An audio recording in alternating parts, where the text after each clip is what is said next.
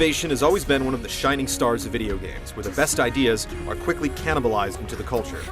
A gimmick, on the other hand, often seems like a derogatory tag, just a bit of garnish that fails to actually add real flavor. The line between the two can be hard to discern. A first-person, free-running parkour adventure asked us to have faith based upon its tantalizing trailers. But does Mirror's Edge deliver?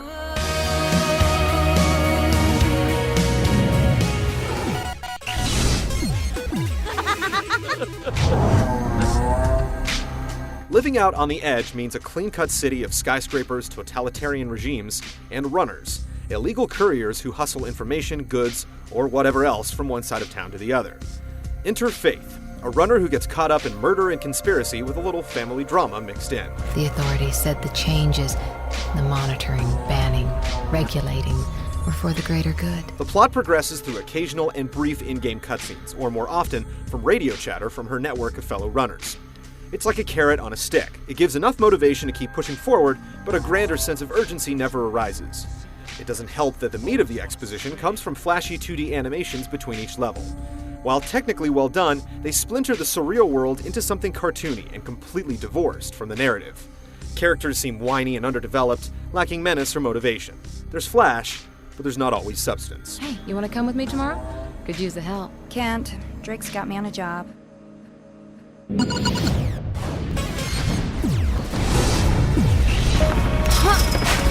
Faith's Tale takes you through the city skyline, jumping, wall running, and doing all other sorts of acrobatics. While a lot of levels are a rooftop rendezvous, be prepared to traverse some pretty pristine sewers, malls, and other interiors. So it's mixed up, even if they're all continuously decorated with pipes, ledges, and other climbing essentials. There's a big emphasis on momentum, and being able to quickly assess a situation and work out an escape plan is essential to keep it flowing. It's very rewarding when you pull off a string of difficult maneuvers, but it's also equally devastating to be stuck. That's where the color red and a helpful guide button comes in. While it can be turned off, an option called Runner's Vision gives likely paths a red tint, showing the way, while the guide button shows where you should be heading. It may seem like cheating or a crutch, but they're very useful tools to getting you acclimated to the trials and tumbles ahead. They also both recede in their ability as the levels advance, with less red and more general camera cues as you start to feel more comfortable in Faith's skin. Very often, the boys in blue are hot on your trail, and it won't take long for them to start shooting, forcing you to push on. Ideas may be bulletproof, but apparently Faith isn't. Also, she isn't always being chased. Sometimes she does the chasing. These sort of switch-ups, along with the combat, help break up the swift pace. There's a dash of variety, with train jumps or hunting down hidden bags stashed throughout the level. Without a doubt, there is an optimal race line through each level, but there's also room for experimentation in the time trial mode. With over 20 levels to unlock and master, it's as simple as racing through a series of checkpoints, but getting there can be anything but. A first run can leave you puzzled, while achieving the top times can up that to pure bafflement. We're sure the speedrun community will appreciate breaking it down and shaving off milliseconds, and with leaderboards and downloadable ghosts, bragging rights and refinement techniques will be available for all. The value you get out of Mirror's Edge will be directly proportional to how much you enjoy the core gameplay. The story mode can be completed in around 7 hours, so if you're not that into speedrunning, take that into consideration.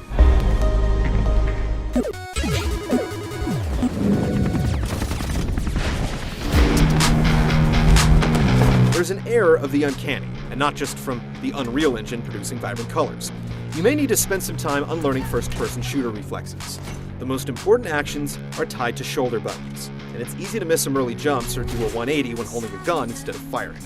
Working through it, the controls start to make sense, giving support to the binary under and over choices the game supplies, with jump and duck taking top stage.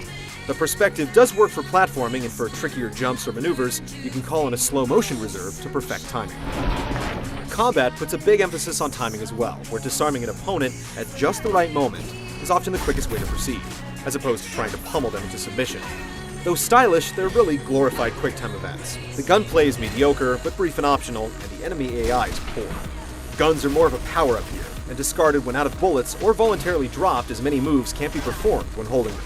Identifying what you can climb, vault off of, or scale is essential to making progress through the Metropolis Jungle Gym, while pulling off the mental gymnastics in tandem with the required reflexes is very gratifying.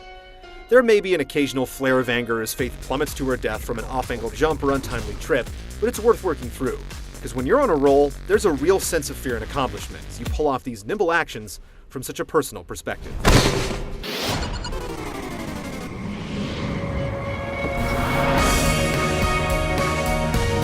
The city is definitely something to behold, and while it's strangely empty, there is an eerie charm to its straight lines and effervescent moxie.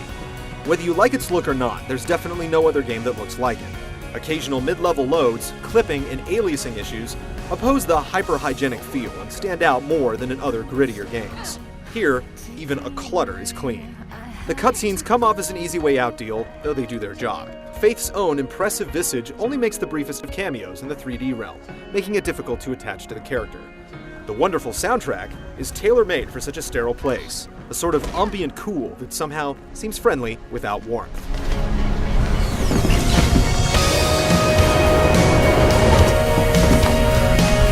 Faith's not infallible, but Mirror's Edge sides with innovation. First-person platforming is certainly nothing new, but an entire game built around it is. It works, and comes across as a new beast. Just don't expect a lot of playtime from it, unless you're obsessive-compulsive. There's still room for refinement, but anyone who's curious, jump in. Just try to land on your feet.